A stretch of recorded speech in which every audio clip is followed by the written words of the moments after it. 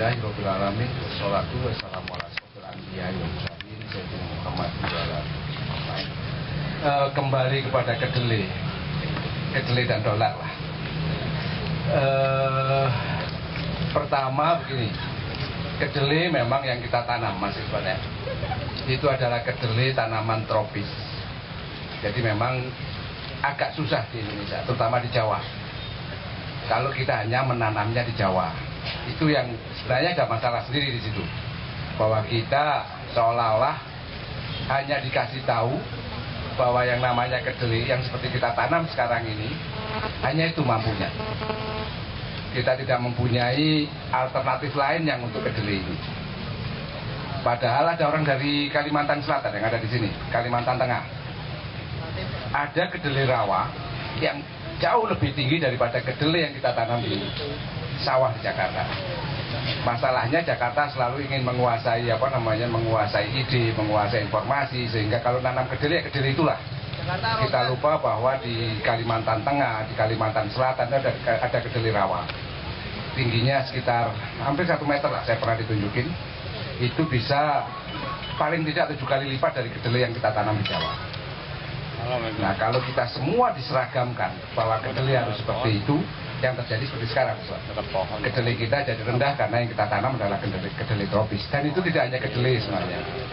Yang lain pun seperti itu. Kalau padi misalnya, beras tadi, nanti kita bicara dolar belakangan. Padi juga seperti itu. Padi itu yang bagus cuma padi-padi tertentu.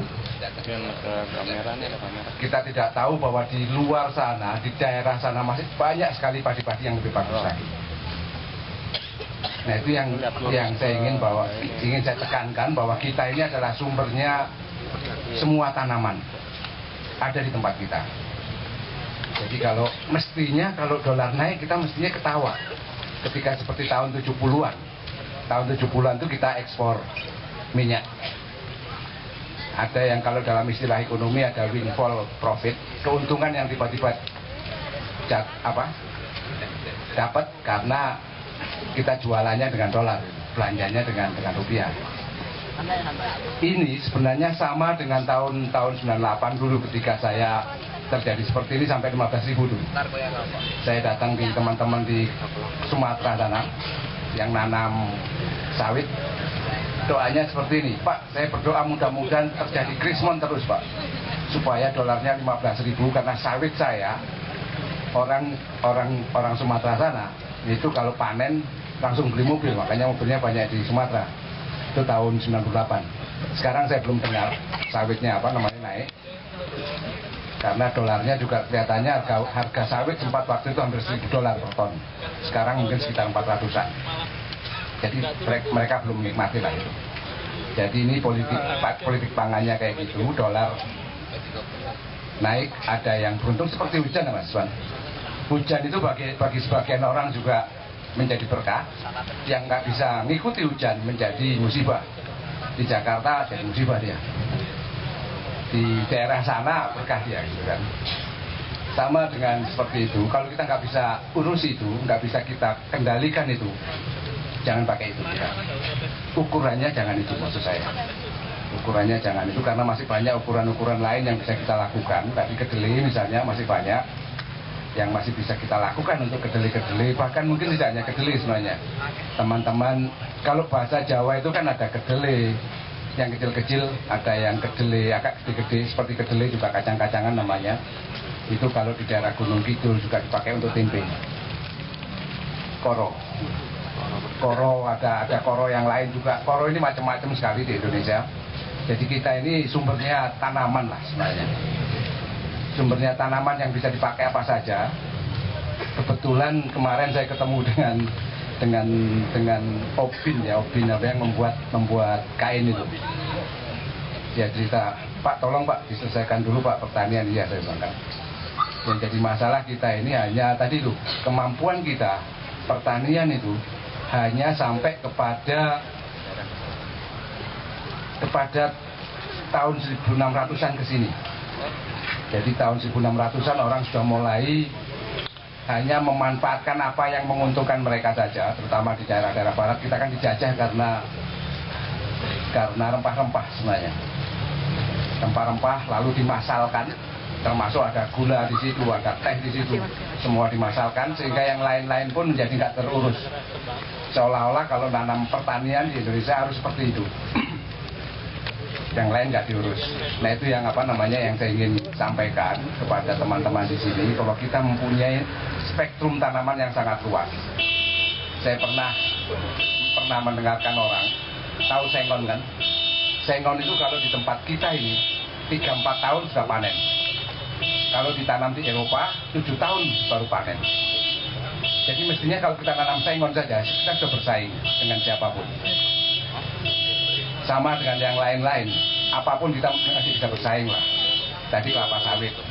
Sekarang memang keadaan kita, kalau katanya teman saya, kita itu selalu mempromosikan apa yang kita nggak punya,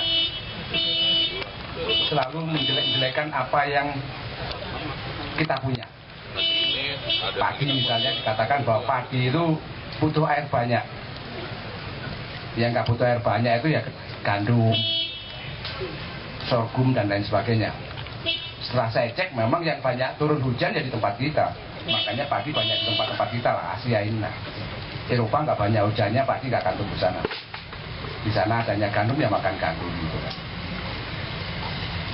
Kelapa sawit kalau mau diadu apapun minyak, sekarang ini paling tinggi. Mau diadu dengan minyak kedelai, mau diadu sama minyak bunga matahari itu apa namanya? Canola. Minyak apa saja deh. Kalau untuk goreng kelapa sawit masih nomor 1. Tapi selalu dikatakan tahun 80-an saya sudah mendengar bahwa kelapa sawit bisa menyebabkan kanker. Itu kampanye. Kampanye saja lah. Makanya pokoknya yang kita punya selalu jelek deh.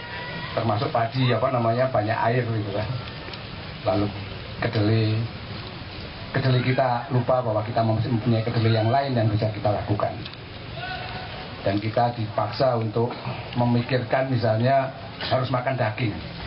Sejak tahun 50-an kita selalu bicaranya 4 sehat 5 sempurna. Daging, terakhirnya apa yang 5? Susu. Susu itu saya agak susah sebenarnya nyebut susu itu, agak relaktan gitu, agak nggak enak nyebut susu. Saya biasanya nyebut milk lebih enak buat saya. Buat mulut saya milk itu lebih enak gitu daripada nyebut susu ya. Milk ini sekarang ini di Indonesia hanya ada di Pengalengan, Boyolali, Malang dari tempat saya, Pasuruan lah. Bayangkan kita disuruh makan sesuatu yang kita nggak punya. 4 sehat 5 sempurna. Protein kita makan disuruh daging. Padahal ikan juga protein. Tadi sore baru saya bicara, kenapa sih kita ngomong daging nggak ngomong ikan? Ikan itu 70% dari wilayah kita ini adalah wilayah air. Kita sibuk ngurusi yang 30%, lupa yang 70% dicuri orang. Banyak itu kapal-kapal masuk di sana, keluar dengan mudah gitu, karena kita memang nggak pernah ngurusin yang 70% gitu. Kita sibuk hanya ngurusi yang 30% ini. Semua yang ada di darat yang kita urusi. Jadi protein juga banyak. Kalau kita mau ikan itu kebetulan ikan nggak pakai. Kalau bandingkan sapi kita dengan sapi Australia, yang di sapi Australia sana makan makanannya dibiarkan karena memang tanahnya tumbuhnya rumput gitu ya. Enak kan? Tinggal lepas saja gitu. Kita kandangi pagi sore harus mandiin sapi, ngasih makan. Makanya daging kita agak mahal karena petaninya harus bekerja lebih keras gitu. Nah di sana bisa murah karena sapinya dilepas. Bayangkan kalau yang kita ganti itu ikan. Pasti ikan kita juga lebih murah karena kita nggak pernah nanam ikan kan sampai sekarang. Kita nggak pernah memelihara ikan, kita nggak pernah ikan datang sendiri dari tempat kita. Itu yang ingin saya saya sampaikan mahasiswa ya. Jadi kita ini selalu didorong atau dijelek-jelekan yang kita punya dan didorong-dorong untuk yang tidak punya. Itu yang selalu saya katakan di mana-mana, termasuk kemarin saya ke Jepang Mas. Saya katakan mestinya protein kita bisa penuhi lah, nggak usah terlalu sama daging. Dari dulu kita bukan pemakan daging sebenarnya. Makan daging itu baru, minum susu juga baru. minum milk tadi itu baru tahun 50-an kita minum milk. Coba kalau ada yang masih ingat, bapak-bapak kita semua, tahun 50 milk pertama yang kita minum adalah cap jabat tangan. Cap jabat tangan itu adalah mereknya, sebenarnya milknya bantuan bubuk. Yang memberi bantuan itu cap jabat tangan. Sampai sekarang masih ada yang cap jabat tangan. Kedelai termasuk seperti itu. Cap jabat tangan juga sebenarnya dia. Nah ini yang apa? Politik pertanian kita seperti itulah keadaannya. Nah saya sama teman-teman mencoba menoreksinya dengan Cak Adil di Malang sana, kita buatnya, kita sebut namanya jamaah residu nol. Jamaah residu nol itu tidak hanya pertaniannya saja yang residunya nol, tapi juga orangnya. Paling enggak kalau kita nggak bisa memberi manfaat, paling enggak kita nggak ngerusuin orang lain deh. Residu nol itu apa namanya? Seperti itu. Saya kemarin sempat datang di pabriknya Ajinomoto Mas Irwan, di Kawasaki di Tokyo sana, Tokyo ini kan. Di situ yang kalau kita kenal Kawasaki kan tahu Kawasaki. Kalau kita mengenal Ajinomoto kan cuma vetsin ya. Rupanya setelah vetsin sisanya masih jadi pupuk, dia jualan pupuk, jualan macam-macam lah. Saya terpikir tadi itu residu nol tadi. Kita kalau di pertanian kita gunakan itu, nggak ada pertanian yang harusnya bayar. Di Indonesia ini residunya nol harusnya. Karena semuanya bisa di-cycle, diputar di dalam pertanian itu sendiri. Karena bukan kita yang menghidupkan tanaman, bukan kita yang menghidupkan binatang-binatang, semuanya ada yang menghidupkan. Nah, kita cuma suruh ngambil apa yang kita butuhkan. Tapi karena kita ini manusia itu kan lebih dari kambing sebenarnya kan. Kalau kambing itu makan rumput cukup. Indonesia itu nasi, tadi tempe, tahu, sampai aspal pun, besi pun dimakan gitu kan. Itu bedanya manusia sama kambing. Jadi kambing itu rumput aja udah cukup. Kalau manusia ini sampai sak besi-besinya kita makan. Nggak ada residunya lah, makanya kita sebut apa namanya, jamaah residunal. Kita nggak makan besi lah. Kita makan, kalau padi ya kita makan cuma bulirannya lah. Kita sisakan batangnya untuk sapi, untuk apa namanya, untuk kambing dan lain sebagainya. Nah itu yang semuanya dilakukan oleh, sebenarnya sekarang dilakukan oleh Ajinomoto kemarin saya lihat ya. Jadi mulai dari tetes yang dipakai tetes kalau Ajinomoto itu, kalau yang di Surabaya. Tapi mereka bicaranya apa namanya tentang tebu sebenarnya, tebu yang apa diambil sarinya, diambil manis-manisnya. Itu yang saya lihat kemarin dari Tokyo ya, kebetulan 2 hari lah saya jalan-jalan di Kawasaki sana ke pabriknya Ajinomoto. Apa yang saya dapat tadi itu selain residu nol adalah ditunjukkan sesuatu yang memang khas Tokyo lah, khas Jepang. Sudah hampir 3 tahun yang lalu saya ke sana juga ditunjukkan. Misalnya kalau nyimpen beras di Tokyo itu bisa sampai 2 tahun nyimpennya, yang namanya beras. Di gudangnya, di tempat kita gudangnya Bulog lah, itu sampai 2 tahun. Setelah 2 tahun biasanya dia obral itu bisa dijual murah, bisa juga diperbantukan kepada kita. Jadi seringkali kita juga menerima bantuan beras yang sudah 2 tahun tadi itu. Buat kita masih bagus itu. Di Jepang sudah nggak mau lagi orang 2 tahun. Kenapa dia bisa 2 tahun? Karena nyimpannya, saya pernah datang masuk di gudangnya sana, itu dipertahankan pada suhu sekitar 8 derajat Celcius. Kalau di Tokyo, di Jepang Utara sana 8 derajat Celcius itu cuma butuh menurunkan lagi, cuma butuh 6 bulan. Karena 6 bulan yang lain sekitar itu suhunya kan. Dingin lah mereka. Nah kita suhunya tiap tahun, tiap hari ya sekitar 30-an. Tiap hari kalau kita mau nyimpen 2 tahun beras, harus kita turunkan suhunya sampai 8 derajat. Tiap hari harus pakai AC kan gitu kan. Di sana cuma 6 bulan lah yang pakai AC kira-kira, karena 6 bulan yang lain sebenarnya sudah sekitar itu suhunya. Nah itu yang membuat kita menjadi mahal semuanya. Nah teman-teman kita yang masih dengan cara yang lama, orang-orang Baduy dalam sana, kalau nyimpan beras itu sampai puluhan tahun, itu masih ada itu sampai sekarang. Dan itu kita anggap sebagai sebagai tradisi kuno gitu kan. Padahal nyimpennya bisa puluhan tahun. Saya dengar malah sampai ada yang sampai 100 tahun katanya. Bentuknya gabah yang masih dengan tangkainya. Nah, kita dipaksa untuk menyimpan dalam bentuk beras. Teknologi juga sama seperti itu. Kita nggak pernah meniru teknologi kita sendiri atau menghasilkan teknologi kita sendiri, tapi dipaksa untuk menggunakannya saja. Jadi kita arahnya ke sana lah, makanya kedelai saya melihat ya seperti itu keadaannya. Lalu beras juga akan seperti itu nantinya kalau memang kita dipaksa bukan dipaksa,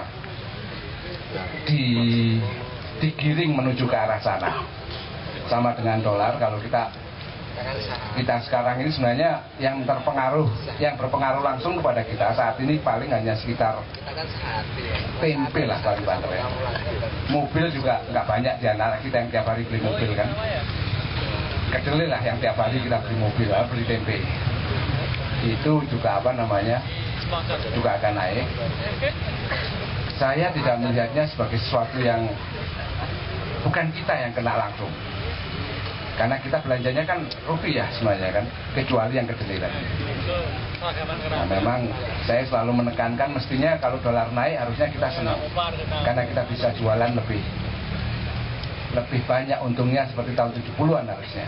Kalau kita melihat sesuatunya sesuai dengan kacamatanya kita semua. Kalau kita melihat kacamata yang di luar tadi yang saya katakan, bahwa pertanian kita harus seperti itu, bahwa pertanian tidak boleh seperti yang di Indonesia, maka semuanya akan menjadi mahal.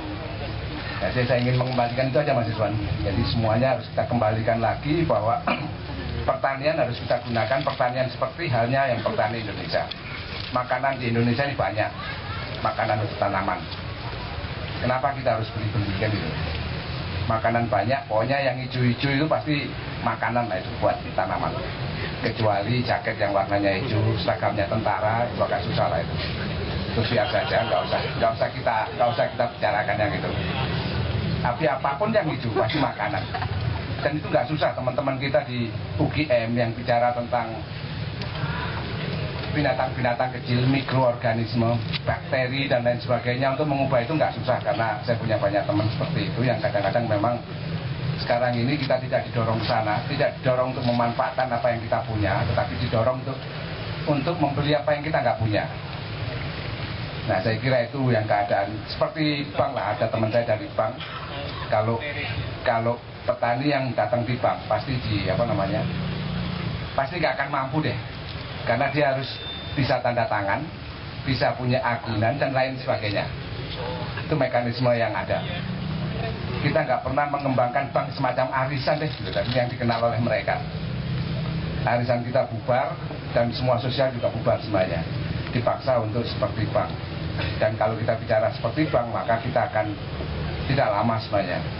Tahun 2015 ini kita sudah terbuka semuanya. Saya pernah mengatakan kepada beberapa teman dekat saya, beras di Myanmar itu hanya sekitar 8.000 per kilo.